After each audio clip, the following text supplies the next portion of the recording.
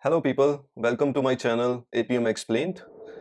In this video, I'll be explaining some of the useful tips that are required for setting up the iOS device with Appium. Okay, without wasting any time, let's move on to the first one. So the first one is about setting up or about getting the UDID of the device. So there can be multiple ways for having the UDIDs, but the most preferred for me is the command line option. So we have this command line library, which is not pre-built, but you can install it using the brew command. So the command is iDeviceID-L. So here it returns nothing because no device is connected. Now I'll connect my device and see if it returns the UDID. I'll run it again, and as you can see on my screen, it shows the UDID of my device now. Okay, so let's move on to the second one. Second one is about how to find the bundle identifier of the application. So bundle identifier we need while setting the capabilities of Appium for launching the particular application. And for bundle identifier as well, we have this command line application, which I'll open on the screen. So this is known as iDevice installer. And if like my device is now connected, I'll just unlock it and then I'll just run this command.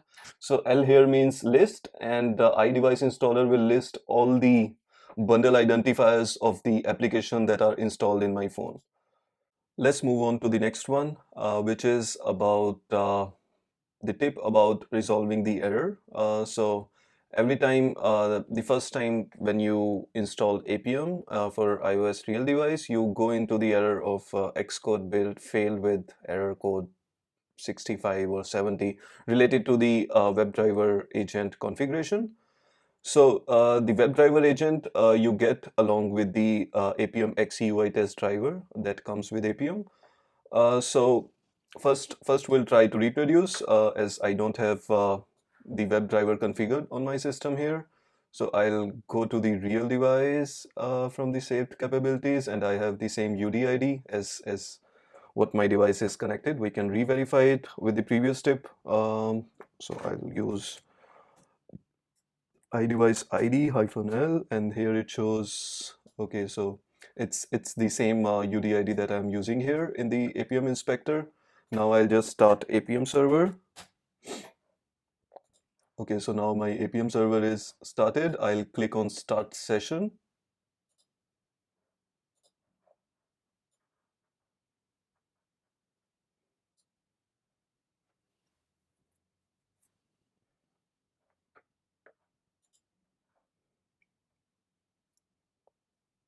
Okay, so here you see it's throwing some error.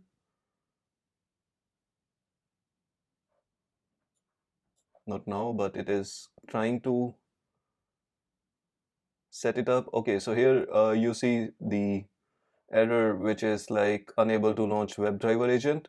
So there you need to do two things. So the first is to go here in the WebdriverAgent Xcode project. So for me it's somewhere here inside the Appium. As I installed Appium with the npm, it's inside the node modules, and I'll go to this Appium WebdriverAgent folder, and here I'll open this Xcode project into Xcode. Okay, so now as you can see, I'm on this WebdriverAgent runner, and my device is also selected. And now I can go to the target WebdriverAgent runner, and here inside the signing and capabilities. So first of all, I need to add my Apple developer account. In case you have the paid Apple developer account, then you are not required to do this workaround. But in case like me, like my personal account, it doesn't have the paid Apple developer. So in this case, my account is already been added. If for you it doesn't show any account, you can go to the settings, and here you see the accounts, and here you just need to add your account. So before that, you need to create the Apple developer account. Okay, so after doing that, I'll just go to this bundle identifier and change it to something unique. So I added some string here, and then it shows the signing certificate is created. So here I have configured the WebDriver agent, but it's not yet trusted on my iOS device. So what I'll do is I'll click on test in order to check if it installs on the device. It actually installed the WebDriver agent, but it will not open it until so here it shows untrusted developer, you see. So in this case, as it shows here in the Xcode as well, you need to go to your settings again in the device, and then yeah, for me, one more step that I forgot to tell. For me, this developer mode is on this device. So in case it is not enabled or you are doing it for the first time in the real iOS device, you need to enable the developer mode. So developer mode you can find in the privacy and security, and at the bottom you will see the Apple or the developer mode. You just need to enable it. And now here it shows in the general, you need to go inside VPN and device management, and inside that you will see the developer app with the same email ID that you used here, and then just click on trust. Okay, so now I have clicked on trust, and then I'll try to test it again. So it will again install, and this time it's asking for the passcode. In case you're using it in your test device, so I'm assuming that you have removed the passcode for now. Okay, so now after it successfully launched the WebDriver agent, it shows the watermark automation running on your iPhone. So okay, so I'll just stop it, and now I'll go back to the Appium inspector again.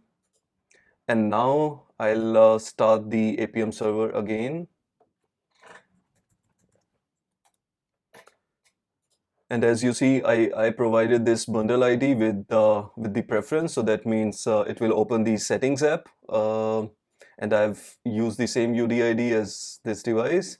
And now I click on start session again.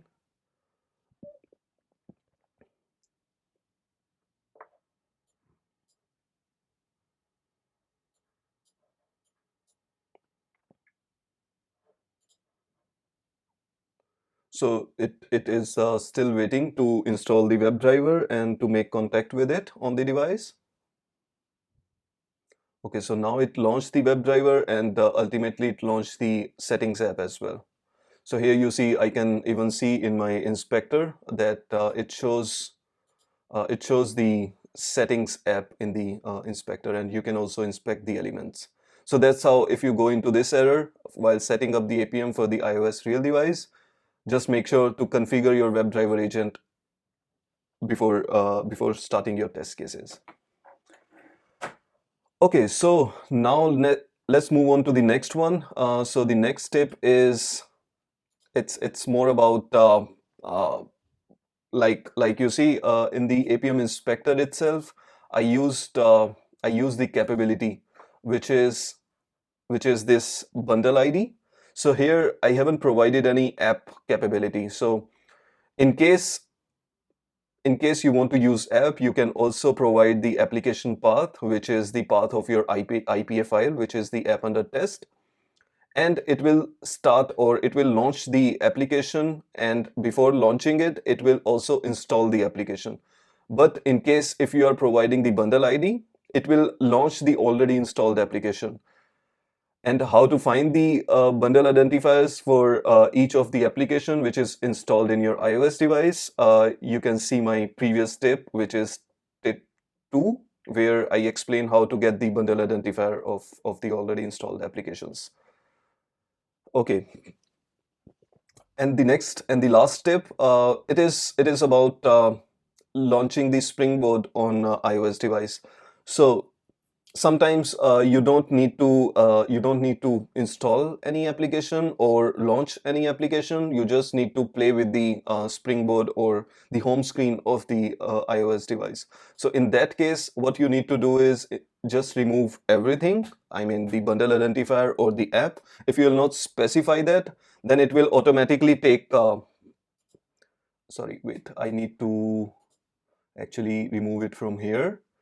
Okay, so now as you see, I haven't provided any bundle ID or the app. So here, what it will do is Appium will automatically launch the home screen of the iOS device. So it will not launch any specific application this time. So you can also try providing no bundle identifier or application ID and then click on start. Okay, so for me, Appium is not running. I'll just start it again. And now I'll click on start session, and now, so as you see, it launched the, or it is showing the home screen of the iOS device. So it's actually the Springboard, not a specific application on the test. So that's the last tip for today. I hope you enjoyed it, and I hope you learned something from it. And I hope it will make your life easier with iOS automation and Appium. Have a good day. Bye.